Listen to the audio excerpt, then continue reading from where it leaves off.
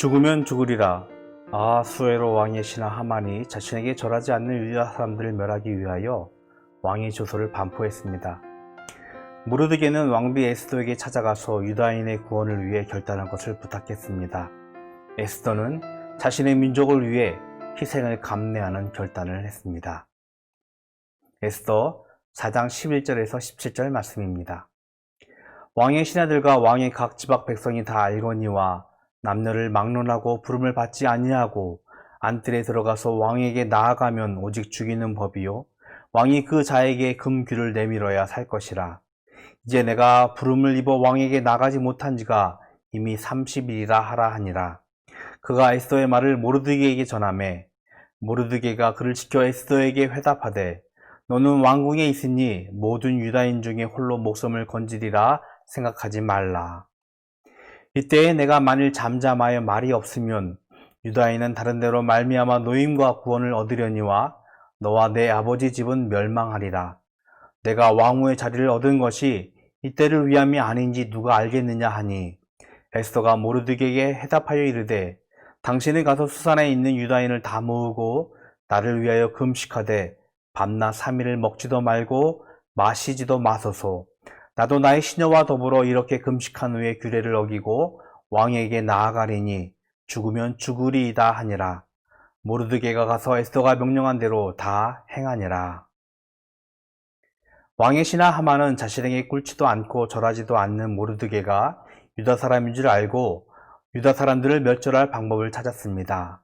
아하수에로 왕 앞으로 나간 하만은 하나님 외에는 절하지 않는 유다 사람들을 모략하며 왕의 법률을 지키지 않는 자를 진멸하라는 왕의 조서를 받았습니다. 각 지방에 내려진 왕의 조서를 받은 유다 사람들은 금식하며 크게 애통하며 울었습니다. 모르드게는 하만의 모략을 왕비가 된 에스더에게 전했습니다. 유다 사람들에게 닥친 생명의 위기가 에스더에게는 미치지는 않지만 모르드게는 에스더에게 유다 사람들의 구원을 위해 왕비가 된 것이 이때를 아닌지 누가 알겠느냐고 결단을 부탁했습니다. 에스더는 동족인 유다 사람들의 구원을 위해 죽으면 죽으리라는 결단을 하며 자신을 위해서 금식하며 기도해 줄 것을 요청했습니다. 왕의 허락 없이 왕에게 나아가는 것은 생명을 담보로 하는 일이었습니다. 하지만 에스더는 유다 사람들이 생명의 위기에 처해지자 자신의 생명을 기꺼이 희생할 결단을 했습니다. 왕비가 된 에스더의 지위와 건세라면 유다 사람들을 멸절시킬 왕의 명령에서 쉽게 벗어날 수 있었지만 죽으면 죽으리라는 결단을 했습니다. 에스더는 동족인 유다 사람들의 위기를 무시하지 않았습니다. 죽음을 각오하는 결단으로 유다 사람들과 같이 했습니다. 하나님은 개인의 구원에도 깊은 관심을 갖고 있지만 국가와 사회의 구원을 위해 일하시는 분이십니다. 기독교 역사에는 나라와 민족이 위기 속에서 믿음의 사람들이 헌신하고 희생했던 사건들이 많이 있었습니다.